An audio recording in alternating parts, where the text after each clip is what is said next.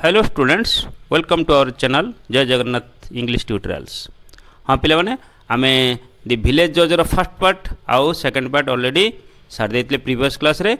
आज आम यार थर्ड आउ फोर्थ पार्ट को फिनिश करिया। हाँ कथा थिला कोठी वर्तमान आमर जज माने विचार करथिले, पंच माने विचार करथिले जे जदि तू बुढ़ी माउसी को मासिक भत्ता न देऊ ताहले कौन हम ताहले से संपत्ति ता निकट को बा से जमीटी ता निकट को फेरी जीव। Jumman had never expected such a judgement from a friend like Algu. Jumman had never expected, Jumman केबे आशा कर नथिला सच ए जजमेंट एभली एक राय from a friend like Algu, तार से पुराना बंधु अलगू ठारू एभली केबे राय शुणिए बोली केबे विश्वास कर नथिला। It broke up the friendship between Jumman and Algu. It broke up यहाँ काटी देइथिला, कट अप ब्रोक अप भांगी देइथिला the friendship between Jumman and Algu. यही विचार जुमन आउ अलगू मध्य थिबा बंधुत्व को कौन करथिला काटी देइथिला, अर्थात सबुदिन पई तांकर बंधुत्वर बंधन छिंडी जाइथिला। Now they were never to be seen talking together. वर्तमान ताकू आउ केबे एकत्र कथबार्ता हबार कि गपसप हबार कई देखा पाइले ना। Jumman began to think of taking revenge. Jumman भाविला बिगेन टू थिंक आरंभ कला, चिंता कर आरंभ कला how to take revenge. Revenge means avenge, avenge means प्रतिशोध। किपरि जुमन भाविला किपरि अलगू उपरे प्रतिशोध नब। A year before Algu had bought a very beautiful pair of bullocks from the fair at Bateshwar. A year before गोटे वर्ष पूर्व Algu had bought a very beautiful pair of bullocks. Algu हले सुंदर बलद बटेश्वर मेलारू, फेयर मीन्स मेला, बटेश्वर मेलारू किनिथिला। As ill luck would have it, तार दुर्भाग्य को, एटा गोटे फ्रेजटे, as ill luck would have it, तार दुर्भाग्य को वन ऑफ दिज बुलक्स, से दुईटी बलदरू गोटिए हैपेन टू डाई, मरी जाइथिला only a month after Jumman's panchayat. Jumman पंचायतर मासे परे गोटे बलद तादरू मरीगला। Jumman exclaimed among friends. Jumman एटा जुमन कौन कला रे, Jumman exclaimed among friends. Jumman आश्चर्य हो गला। This is punishment for his deception. से कौन कहला, this is punishment for his deception. ये ठक, deception, cheat, deceive, this is the punishment, this is the right punishment for his deception. तार यही प्रतारणा पाई, तार यही ठकामी पाई, तार यही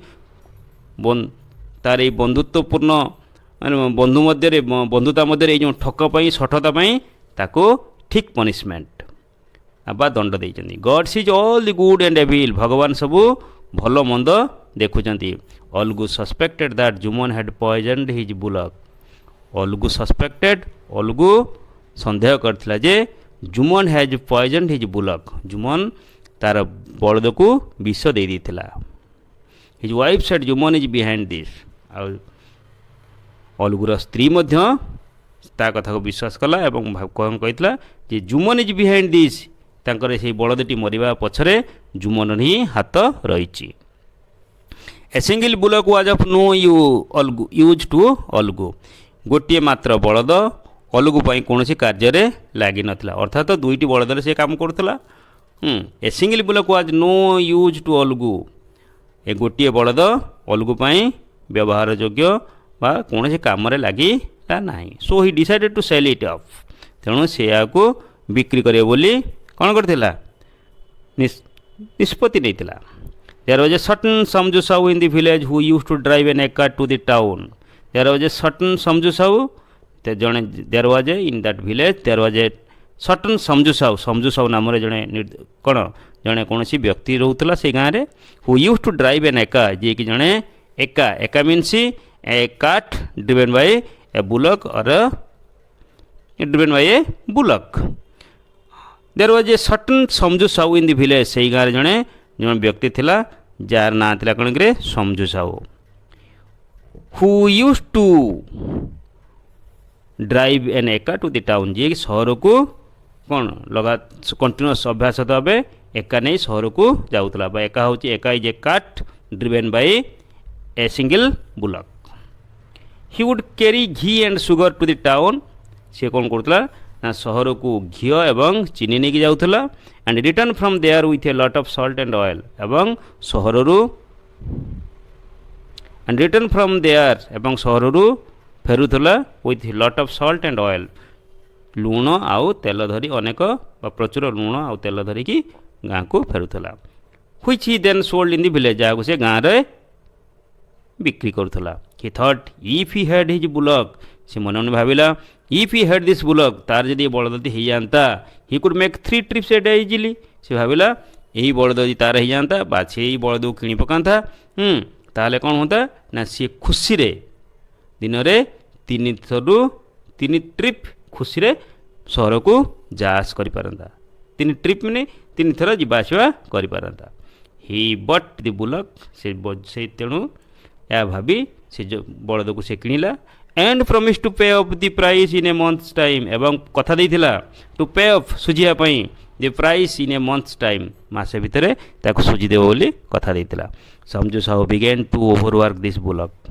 ସମଝୁ Sahu began to overwork this bullock. Samjhu Sahu began to overwork, ଏଇ ବୁଲକକୁ ଏଇ ବା ବଳଦଟିକୁ ଅଧିକ ପରିଶ୍ରମ କରାଇଲା, ଅତିରିକ୍ତ କାର୍ଯ୍ୟରେ ବିନିଯୋଗ କରାଇଲା। ହି ବିଗେନ୍ making 3 to 4 trips per day। ସେ ଭାବିଥିଲା କ'ଣ 3 ଥର ବା 3 ଥର ମାର୍କେଟକୁ ନେବ ବୋଲି, କିନ୍ତୁ ସେ ଦିନରେ ଏପରିକି 3-4 ଥର ମାର୍କେଟକୁ ଆଣିବା କରିଥିଲା। He worried neither about giving it fodder nor water. He was worried neither about giving it fodder means food for the animals, ମାନେ ବଳଦ ପାଇଁ ଖାଦ୍ୟ କିମ୍ବା ପାଣି କଥା କେବେ ପାଣି ବା ଖାଦ୍ୟ ବିଷୟରେ କେବେ ଚିନ୍ତା ନ କରିକି ସେ କେବଳ ମାର୍କେଟକୁ କେମିତି 3-4 ଥର ଯିବ ସେଇ କଥା କେବଳ ଚିନ୍ତା କରୁଥିଲା। ହି worried only about his trip, ସେ କେବଳ ତାର ମାର୍କେଟକୁ ଯିବା କଥା ଚିନ୍ତା କରୁଥିଲା। ଯାହା ମୁଁ କହିଲି within a month the bullock became a mere bag of skin and bones. Within a month, ଗୋଟିଏ ମାସ ଭିତରେ, ଦି ବୁଲକ୍, ସେଇ ବଳଦଟି କ'ଣ ହେଇଗଲା ଟିକେ, it became a mere bag of skin and bones. ଏହା ଏଇଟା ହେଉଛି ଫ୍ରେଜ୍ ଗୋଟେ, a mere bag of skin and bones, ଅତି କ'ଣ ହେଇଗଲା ପତଳା ହେଇଗଲା ବା ଅତ୍ୟନ୍ତ କ'ଣ ହେଇଥିଲା କଙ୍କାଳ ସାର, ହାଡ଼ କଙ୍କାଳ ଯାହା କୁହନ୍ତିନି, bag of skin and bones, ହାଡ଼ କଙ୍କାଳ ହେଇଗଲା, ଅର୍ଥାତ୍ ପତଳା ହେଇକି ତା ଦେହରେ ହାଡ଼ ଦେଖାଗଲା। ମିୟର୍ ବ୍ୟାଗ୍ ଅଫ୍ ସ୍କିନ୍ ମିନ୍ସ ହାଡ଼ କଙ୍କାଳ ସାର। One evening, Sahuji put a double load on it during the 4th trip। ଦିନେ ସନ୍ଧ୍ୟାରେ ସାହୁଜୀ କ'ଣ କଲେ ନା 4ଥ ଥର ବଜାରକୁ ଗଲେ। with a double load on it, ଏହା ଉପରେ କ'ଣ କଲେ ଡବଲ 2 ଗୁଣା ଲୋଡ଼ିଂ ତା ଉପରେ କଲେ ସେ ଏକାରେ। The animal was dead tried by the day's work, ହେଲା। The animal was dead tried by the day's work। সেই পশুটি অর্থাৎ সেই বলদটি মরিগলা। ট্রাଏଡ୍ ବାଇ ଦି ଡେଜ୍ ୱାର୍କ, ଅର୍ଥାତ୍ ଦିନ ସାରା ତାକୁ କାମରେ ବିନିଯୋଗ କରିବା ଦ୍ୱାରା ସେଇ ବଳଦଟି ମରିଗଲା। It could not get going, ସେ ଆଉ ଚାଲିପାରିଲା ନାହିଁ। Sahuji whipped it with the greatest cruelty, Sahuji whipped ଚାବୁକ ମାରିବା, it with the greatest cruelty, ଅତି ନିଷ୍ଠୁର ସହିତ ପିଟି ଚାଲିଲେ। The bullock made a last effort, ବଳଦଟି ଶେଷ ଚେଷ୍ଟା କରିଥିଲା। But fell down on the ground never to rise again, କିନ୍ତୁ ଜମି ଉପରେ ଅର୍ଥାତ୍ ମାଟି ଉପରେ ସେ ପଡ଼ିଗଲା ଏବଂ ଆଉ ଉଠିଲା ନାହିଁ, ଅର୍ଥାତ୍ ବଳଦଟି ମରିଗଲା। ତାହେଲେ ଥାର୍ଡ଼ ପାର୍ଟ ଆମେ ସାରିଲେ, ବର୍ତ୍ତମାନ ଯିବା 4th ପାର୍ଟକୁ। When Olgu asked for the price of his bullock, both husband and wife said angrily। ଯେତେବେଳେ ଅଲଗୁ ମାଗିଲା ତାର ବାକି ପଇସା for the price of his bullock, both husband and wife said angrily, ସେତେବେଳେ ସାହୁଜୀ କି ସାହୁଜୀରେ ସମଝୁ ସାହୁ ଏବଂ ତା ସ୍ତ୍ରୀ ରାଗରେ କହିଲେ ଦିସ୍ ଇଜ୍ ଆମାଜିଂ, ବଡ଼ ଆଶ୍ଚର୍ଯ୍ୟର କଥା। He gave us a dying bullock and now wants the price for it. ତମେ କ'ଣ ଦେଇଥିଲ ସେତେବେଳେ, ସେ ଦେଇଥିଲା ଗୋଟେ କ'ଣ ମଲା ବଳଦ, ଆଉ ବର୍ତ୍ତମାନ କ'ଣ କହୁଛି, ତା ସ୍ତ୍ରୀ କ'ଣ କହିଲା ଯେ ସେ ଦେଇଥିଲା ଗୋଟେ ମଲା ବଳଦ, ପୁଣି ବର୍ତ୍ତମାନ ମାଗୁଛି କ'ଣ ନା ପଇସା ଏଥିପାଇଁ ମାଗୁଛି। अलगू हैड मेनी एनिमीज, अलगूर अनेक शत्रु थिले। दे टू गेदर्ड एंड हेल्प्ड साहुजी, सेमाने मध्य एकत्रित होई साहुजी की समझू साहू को साहाଯ୍य कले। अलगू वाज हेल्पलेस, अलगू कौन है निस्सहाय हो पड़ा। But how could he lose 150 rupees, से बड़देटर मूल्य केते थिला रे 150 टंका। Algu was helpless but how could he lose 150 rupees, से किपरि से 150 बा 150 टंका हरई था। He lost his temper, lost one's temper, गोटे phrase. To lose one's temper means रागी जावा। ही लॉस्ट हिज टेम्पर, से रागी गला। The good people of the village gathered round and advised them, गाँव किछि भल लोक माने एकत्रित हेले एवं एडवाइट अलगू चौधरी से माने उपदेश देले to take the matter to the panchayat, कौन करने रे से कथाटी को से घटनाटी को पंचायत रे पकाइबा अलगू को परामर्श देले। Both Algu and Sahuji agreed to this, उभय अलगू आउ साहुजी एक कथारे राजी होते। 3 days आफ्टर दिस, 3 दिन पर the panchayat again met under the same tree, panchayat से गछ मूल आउ थे बसला।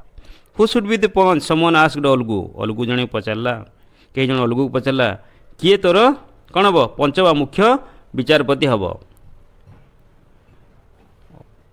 अलगू रिप्लाइड, अलगू कहला let Sahu have his own choice, let Sahu have his own choice, Sahu तार इच्छा अनुजाई तार पसंद अनुजाई let Sahu have his own choice, अर्थात साहू तार इच्छा प्रकाश करू, इच्छा जनाऊ।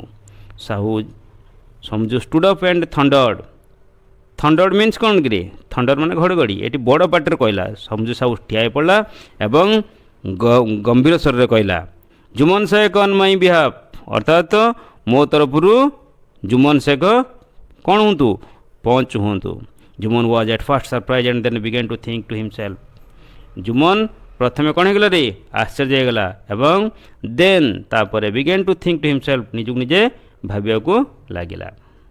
आई एम नाउ जज, आई एम नाउ जज, मु वर्तमान विचारपति।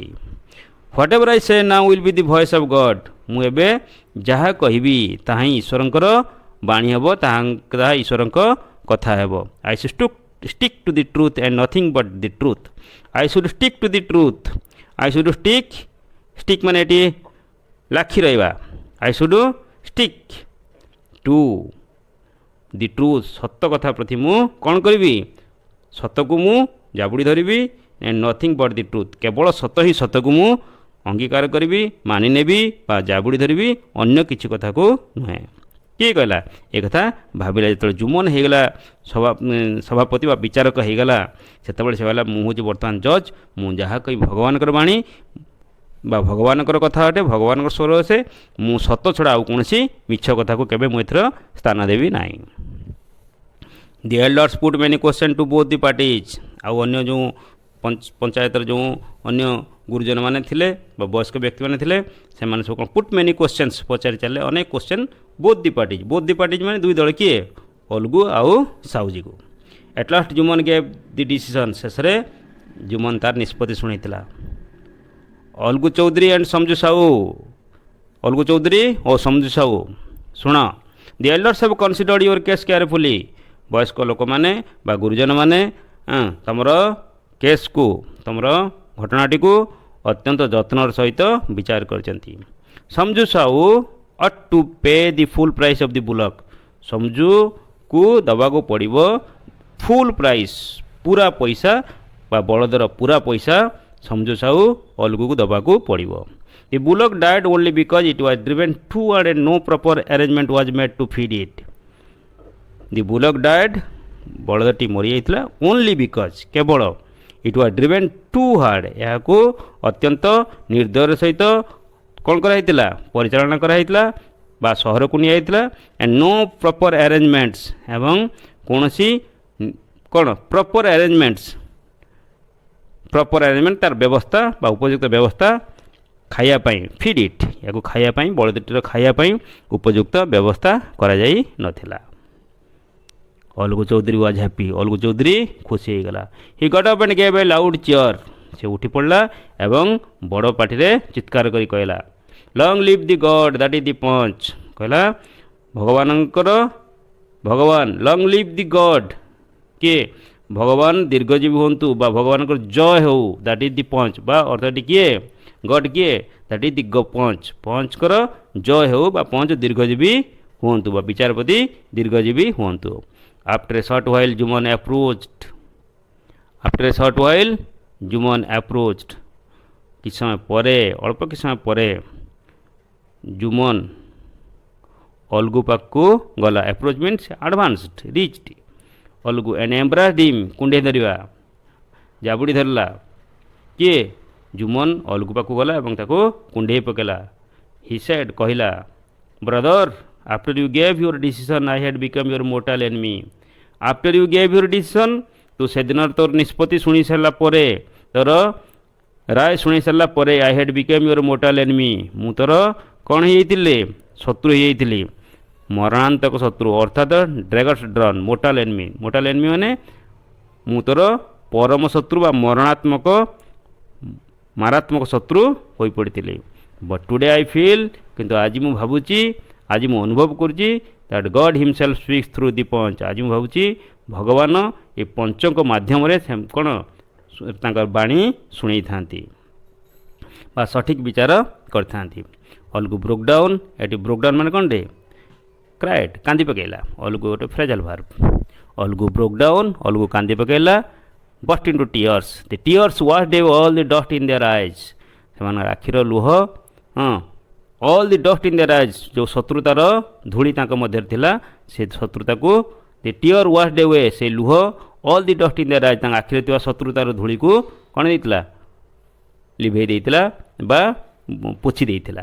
अर्थात अलगू आउ समझु साहू परस्पर पुणी बंधु होते पूर्व शत्रुता को भूलीगले एवं परस्पर मध्य पुणी बंधुता होता। It is a very beautiful creation of Premchand. It is in this chapter in this story he has given more stress more importance on the justification of the friendship and he has used all his languages relating to the village, all these things just it happens in our older days or in old ancient times, not ancient times, in previous days.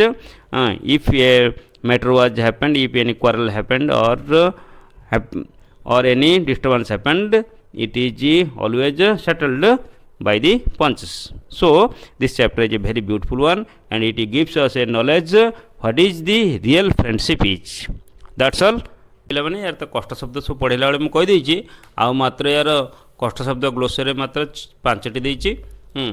Trust trust मान से trust माने to have faith in माने विश्वास करवा, persuade to convince बुझेवा बा प्रवर्तेवा, dissipation misleading बा ठकेवा, फडर food for animals बा पशु मान खाद्य को फडर कहुए, mortar which must die or cannot live forever जहाँकि मरणशील।